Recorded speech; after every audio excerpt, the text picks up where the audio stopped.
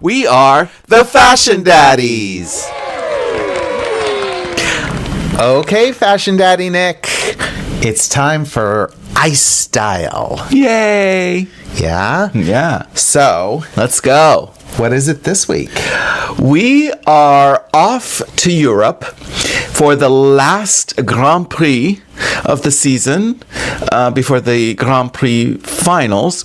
And it's Grand Prix, the Finlandia Trophy, which takes place in Finland. Yes. Daddy David. Now, how'd that come about? Why Finland? Nothing against Finland. I've never been there. But why? They have Grand Prix France, Cup of China, Skate America, Skate Canada, and then Finlandia. Why not Denmark? Why not Sweden? Go. Well, I can't tell you why not the other countries, but Finlandia came about when the Russian Cup, which was Rostelekom, if I remember correctly. Yes. There's been a bit of a situation with a war and whatnot. So in 2022, Finland was added for the trophies. When the Russian Grand Prix was Left. not allowed. Yes. And Finlandia Trophy was actually in existence before the Grand Prix. It was part of the Challenger Series, which is a different series. Okay. And then once they got bumped up to the big leagues, they became part of the Grand Prix Series. So Nice. We're happy about that. There was some whining and dining of them ISU, allegedly, of them ISU officials, where they went to the Four Seasons, and I'm just making this up. Oh, no, Daddy Nick. Come on. All right, so let's talk about, now we've talked about, in our podcast, we talked a lot about all the Grand Prix so far and the costumes that we want to talk about. So there's not that many left. I mean, there's some, but these are the ones that we want to talk about for Finlandia, right? Yes. Okay. Who are we going to start with? Well, let's start with the women. Okay. All right. Okay, so I'm going to start Yes. with the women. Now, these are, most of these skaters are the costumes, not necessarily the skaters, that we haven't talked about. Right. But I believe that I haven't even talked about this particular skater yet. No. All right, so it's she's from Japan, and it's Rino Matsuike. And please, don't come hate us if we mispronounce the skater's name. We've had several people that are like, I can't believe you mispronounced that name and this name. And it's like, just cut us some slack, y'all.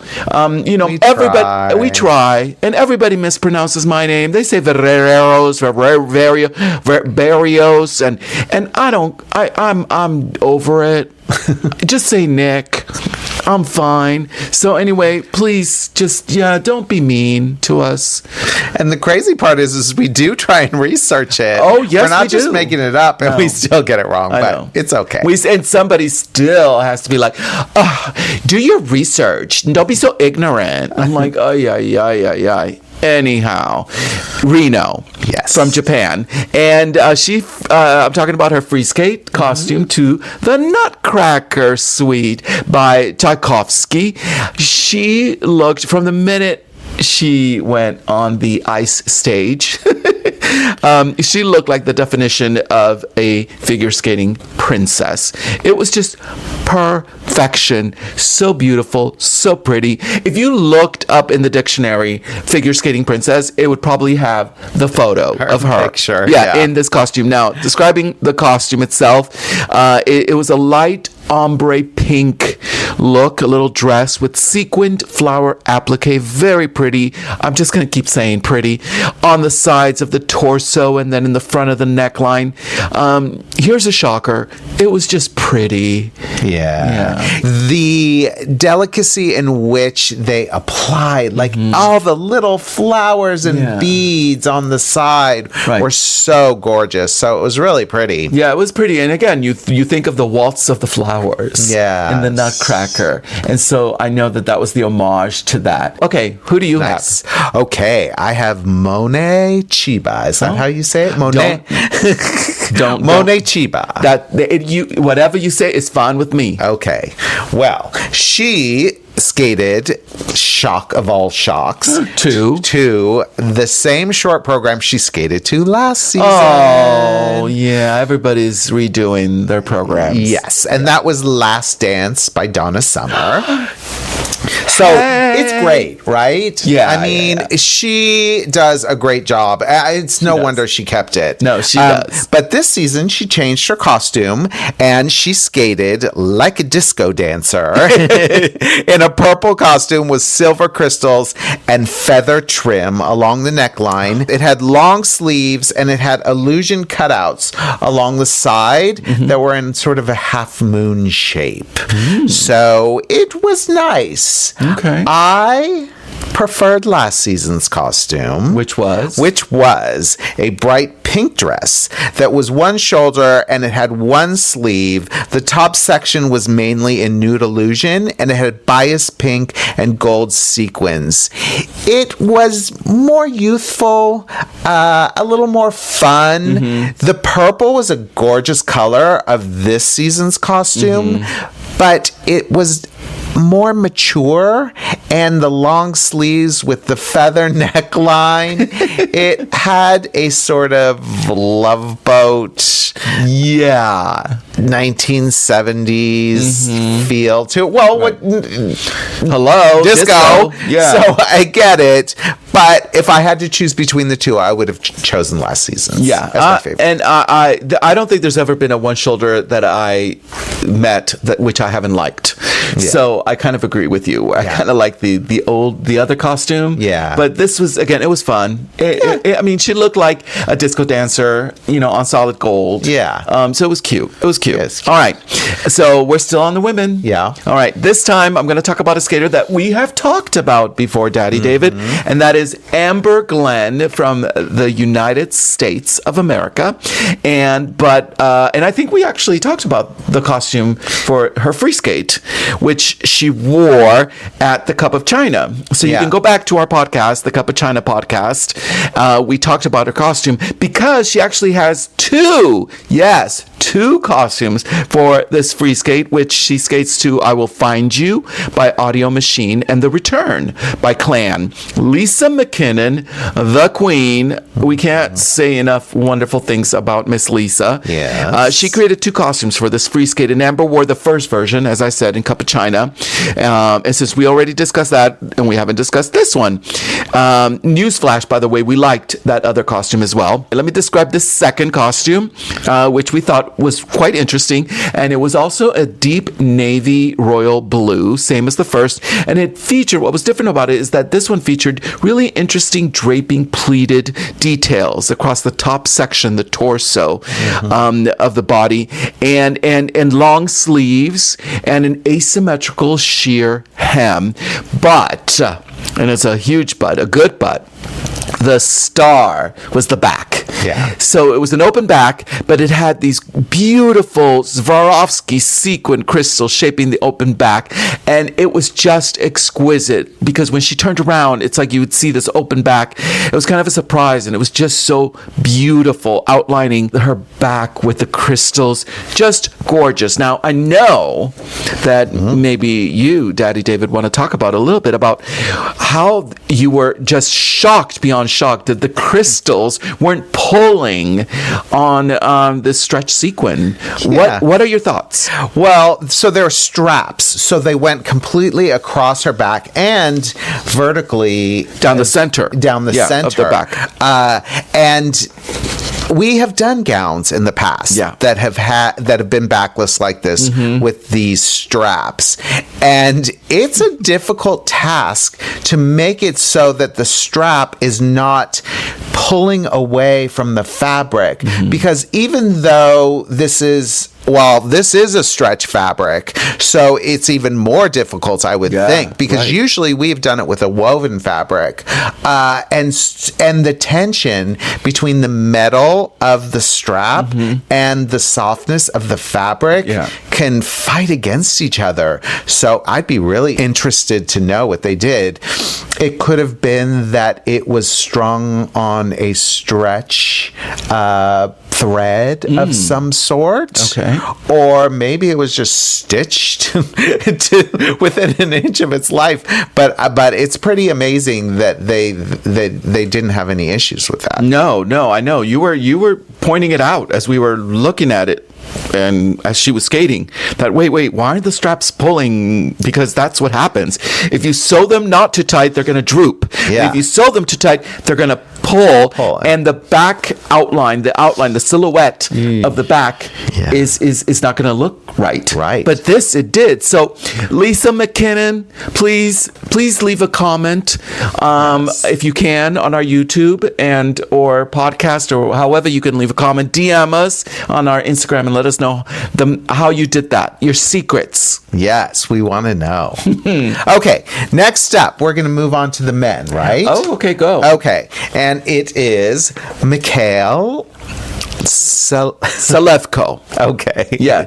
Now I've just gotten completely intimidated by the haters. By the commenters. Haters. I know. By the pronunciation army out there. It's Mikhail or And then the internet also said Mihail. Yeah. Mihail. Okay. So this is for the short program, and he skated to the sounds of Nightmares and Dracula. And the costume, we actually, well, I've said it a million times, Nick likes an on-the-nose costume, something very costumey, and where you immediately know if you want to know what does Daddy David mean when he says on the nose? Yeah. It means that you just know. You just know. She doing the Nutcracker, y'all, or he's Dracula. That's what we mean. In case you don't know what on the nose means. Yes, and I don't always love those, but this one I thought was really fun. It was less scary and was a little more fun, spooky, I would say. And so let me tell you what it is. Okay, the costume featured a holy, meaning hole, lots of holes, rips. It was a purple top, and it was worn over a black top that had neon-colored skeletal design. In that top? Yes, it was like a neon green skeletal design, and he paired that unusual top with purple pants, so it was a unified look, and he also accessorized the entire look with those matching gloves that had the neon skeleton motif. So he has great movement in his skating. He moves really well. He does. He kind of reminded me of the new Frankenstein movie. Yes. Of what's the name of the hot actor? Jacob Elordi. And by the way, you have got to cook up some popcorn and sit your little butt on your sofa, and by the way, turn off the lights and give yourself a couple hours and watch this film, because it's intense, it's beautiful, it's gorgeous. The costumes are Oscar worthy, and amazing. Jacob Elordi, I have to say, does a stunning job of playing the so-called monster. But anyway, his movements were sort of like that, like you said. And that showed through what he was wearing. That top. It was like ripped. And it almost, to me, and I thought about this after, it reminded me of, like, does it maybe have an allegory, an analogy of like ripped skin, that then you see the skeleton underneath. Right. Perhaps. I don't know. It didn't really have Dracula stuff, but it was comic book spooky. Yes. Okay. All right. So now let's go on to the pairs. We're going to discuss pairs, and we haven't discussed these pairs and these costumes. Now, this is Ellie Cam and Danny O'Shea of USA, and we're discussing the costumes that they skated to their free skate to Sweet Dreams, and and everybody wants to rule the world, which I think is a Sweet Dreams is Eurythmics originally, and Everybody Wants to Rule the World is, I believe, Tears for Fears. I should know my 90s. I know. songs. I'm shocked you don't. These were gorgeous costumes. They were both black with sequins on both of them. First, I'll talk about his. He wore a black ensemble outfit of a black top, black skinny pants. The top itself had a slight V-neck of a neckline. It had crystals framing it. Now, Ellie, she wore a matching black costume with side front slit skirt, nude illusion upper torso, and sleeves with a little bit of ombre shading as well. And it had a really beautiful, really pretty sequined neckline with the same crystal details that were on his top. And if you really look at some of the photos, you really can accentuate and see that some of the crystals were different colors. So there were some emerald green crystals, and there were some blue crystals as well, silver. It was quite subtle. But anyway, I loved it. And I loved it even more when I found out the sort of behind-the-scenes dish of what had happened. So what had happened is Ellie's zipper broke. Her dress zipper broke, and they were saying that the dress itself was trying to fall off during their entire skate. Really? Yes, during the entire competition. Can you imagine? So their choreographer, the famous, iconic diva, Marie-France Drubreuil, she hand-sewed the back before she went out. And there's a video out there of it, I believe, of all the talents that she has. Little did you know that she, by the way, can hand sew a costume on, and she's back there. And I'm thinking, like, we as consulting producers of Project Runway, we always have a little bag with us, and we have all our tools, our needles, our thread, different color threads and stuff, safety pins, of course. And I wonder if she carries a little tool bag, a little Louis Vuitton with a tool bag. What do you Well, think? somebody had a needle and a thread. I don't know if it was her, but somebody was ready at least to be able to repair. One of the things back when you were on Project Runway and there was the figure skating episode. Why are you bringing this back? Trigger. No, all I'm saying is because several of the figure skaters reached out and said, "Can you make my costume? We want you to make my costume, blah, blah, blah." And I would be so scared. That's my nightmare, to have something like that happen, have a zipper break, always worried about, oh my goodness, will the beads stay on? Because we have evening gowns and the beads fall off. I mean, no matter how well it's sewn, the things like that happen. So, well, good for them to get it back on. I didn't know it was basically slipping off the whole time. Well, that's what they said. They looked great. I know. They looked great. They looked great. All right, moving on. Okay, so we're going to go on to ice dance, and a team that we talked about for their free skate. This is Laurence Fournier. Or the free dance. Free dance. Thank you. Yes. Beaudry and Guillaume Cizeron of France. Ooh, we love. I know there's a lot of people out there saying stuff, but we love them, and we love their skate. Yeah. And we really liked their free skate costumes. Their free skate is beautiful. And the free skate is gore. Yeah, so for their shore program, they skated to Madonna's Vogue and Rescue Me. Remember, it's a 90s theme. And he wore skin-tight black. It was a sheer top that was sleeveless with... It was sleeveless, but it did kind of go a bit over the shoulder, didn't you feel? It almost seemed like a little over the shoulder. Yeah. And it had rectangular satin bands that formed a V into his waist, giving him broader shoulders and a small little waist. Yeah, giving that definition. Right. But it was like a muscle tee, like a black sheer muscle tee on him. And his body is like ridiculous.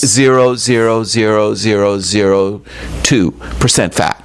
It's just flawless. Yeah, and this was a change from the first time they skated in France. And there, to me, the first one was more like a tank top. Okay. It was much more scooped, and it had a cummerbund, a black cummerbund with it along the waist. You spotted the difference? I did. I didn't even know that he wore a second. Like, this is another look? Yes. Well, the biggest thing that was different is in this look, he wore long black gloves, which really made a difference. Very Madonna backup dancer. And so with that, she basically was wearing a Madonna-inspired costume, which was reminiscent of the Gaultier cone bra in light pink. You all remember that cone bra, of course. It's so iconic. Yeah. Hers had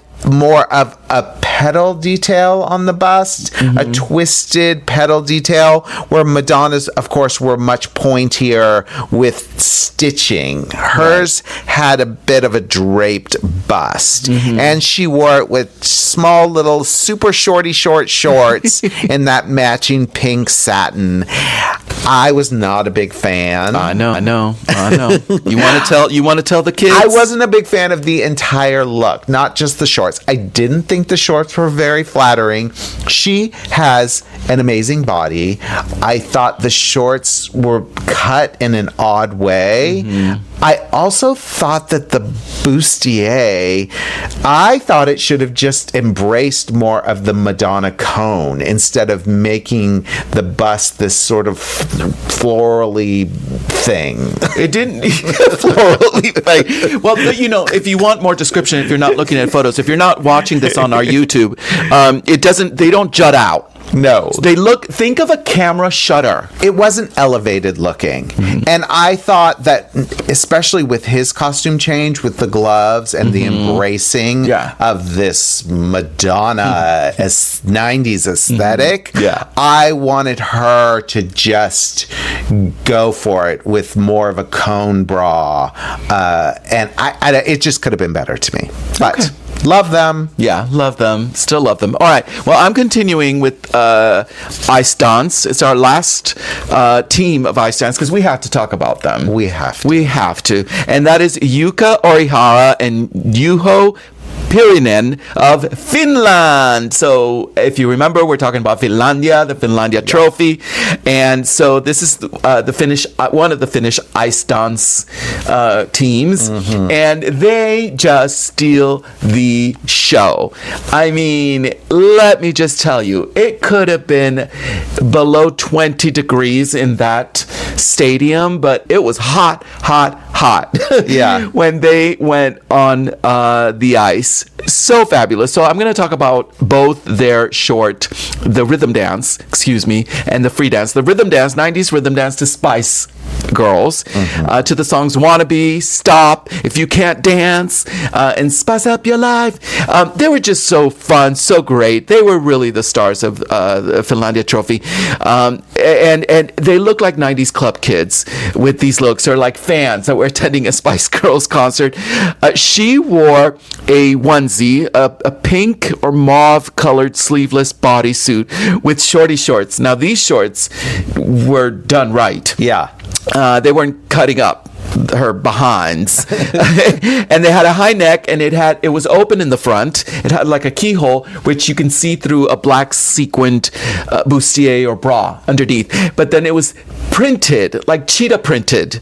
It was this ombre cheetah print on this onesie, and the print was all sequined with crystals as well. And then she had matching knee-high boots in the same pink mauve cheetah printed sequins as well. And she finished it off with two top knots, two little buns up here, a la Bjork. Yes. Kind of, right? Yes. And then Juho, he is my new boyfriend. Sorry, David. I'm sorry. It's all right. He looked so fabulous. He was wearing a white muscle tee with hearts emblazoned across the front with crystals and colorful stripes. And naturally, he didn't want to be left behind with the cheetah. So he wore these red and black cheetah printed skin tight pants, the type that you would see from like a a rocker headbanger, like woohoo hairband. They were just so fun. Anything you want to say about those looks? They were great, and they remind me as a team, I said to you, of early Fear and Gibson, Yes. where they just embrace a theme, and they embrace the kitsch and the camp. Some of their choreography is hysterical, and this is the way you climb the ranks. Not always, but this is a way a team like that can climb the ranks, because every time they go out and skate, it's 100%. Yeah. The audience loves it. Loves them. Hopefully they'll just continue to improve those skills that the judges really want to see, the levels that they want. Because they are great skaters already. Right. But hopefully they'll continue to improve, and they can be up there. They're great. I 100% agree in terms of the presentation and the way they grab the audience and make you love them and want to cheer for them and just, want to be their total and utter fans, because you feel the fun and the passion that they're having, and they skate well too. So I do believe that they're going on the Fear and Gibson route. I hope so. For sure. Okay, so finally, their free dance, they skated to Moulin Rouge, and once again, they just brought the house down. The costumes were just fabulous. She wore a black and purple lingerie style bustier look with lace bust cups, and there was lacing in the front and naughty negligee bottoms. And then my new boyfriend, Juho, he, of course, was the fabulous ring master, like a master of ceremonies, in a tuxedo, black and red ensemble with tails, the jacket with tails, a gold embroidered vest, and skin tight pants as well. Again, it just show stopping, both of them. I think that while I liked their costumes, I think the icing on their costume is their personalities and the attitude from the neck up that they exude is like it's like a 10 other Swarovski crystals that go along with their outfits. So I had to mention them. They are unfortunately, sadly, not going to the Grand Prix finals, correct? And are they going to the Olympics? Yeah. Oh, yeah? Yeah. You think? Yes. Oh, we hope. Well, we'll see them at the Europeans at sometime in January. Okay. We won't see them at the finals, like you just said. But we will be covering the finals. It will have a week off. No figure skating next week. Figure skating withdrawals. Wow. And then the following week after that is the finals. And we'll recap as we always do. Yeah, we'll recap because these are the best of the best. So hopefully they'll be the best of the best costumes. I'm sure we'll be repeating some of the... So we'll be quicker this time. We won't blab on and on. Maybe we will. Of course we will. That's what we do. So... just in case, what time of year it is. It's Christmas time. Yeah. And what do we want everybody to get, Nick? We want everybody to get our new pattern making book. Yes. Pattern making for fashion design. And it's available on Amazon.com. And it's a perfect gift for anybody who or is a family member and who loves fashion and wants to learn how to create clothes. This book, I know I keep repeating myself, is like taking a whole curriculum in a fashion design school. Perfect gift for Christmas. Okay, see you then. Bye. Bye. The Fashion Daddies is created and hosted by David Paul and Nick Varios. It's produced, edited, sound mixed, and scenic designed by David Paul. I'm just here to entertain.